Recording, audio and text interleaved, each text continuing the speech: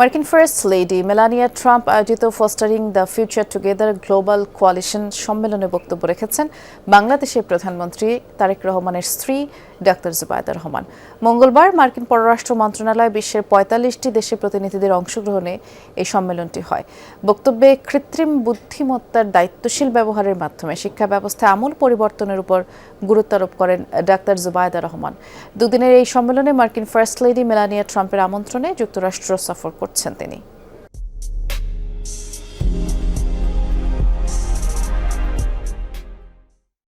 মঙ্গলবার ওয়াশিংটনে স্টেট ডিপার্টমেন্টে ছিল fostering the future together global coalition সম্মেলনের ওয়ার্কিং সেশন। আয়োজক মার্কিন ফার্স্ট লেডি মেলানিয়া ট্রাম্প। বিশ্বজুড়ে শিশুদের শিক্ষা এবং প্রযুক্তির সুযোগ সম্প্রসারণে সহযোগিতা করাই ছিল প্রতিপাদ্য।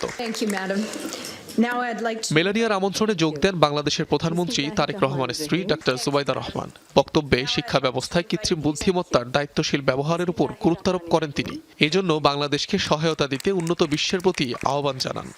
We believe that responsible use of artificial intelligence can transform education, especially in countries like Bangladesh, where access to trained teachers and resources remain uneven. স্বাস্থ্যসেবা শিশুদের দোরগোড়ায় পৌঁছে দিতে বাংলাদেশ সরকার কাজ করছে, এমনটাও জানান doctor Zubaida Rahman. As a medical doctor, I'm deeply committed to ensuring accessible, quality health care for every child, focusing not only on treatment but on prevention from the earliest stages of life. বক্তব্যের শেষে first lady Melania ট্রাম্পের প্রতি কৃতজ্ঞতা প্রকাশ করেন তিনি। জানান শুধু জাতির নয় বরং শিশুদের শক্তিশালী ভবিষ্যৎ গঠনেও কাজ করছে Bangladesh. In closing, I express my heartfelt gratitude to the Madam First Lady of the United States. দুদিনের সম্মেলনে অংশ নিচ্ছেন বিশ্বের ৪৫টি দেশের রাষ্ট্র ও সরকার প্রধানের সহধর্মিণীরা। বুধবার হোয়াইট হাউসে অনুষ্ঠিত হবে গোলটেবিল বৈঠক, যেখানে শিশুদের সুন্দর ভবিষ্যৎ গঠনের অঙ্গীকার নিয়ে আলোচনা করবেন জোট সদস্যরা।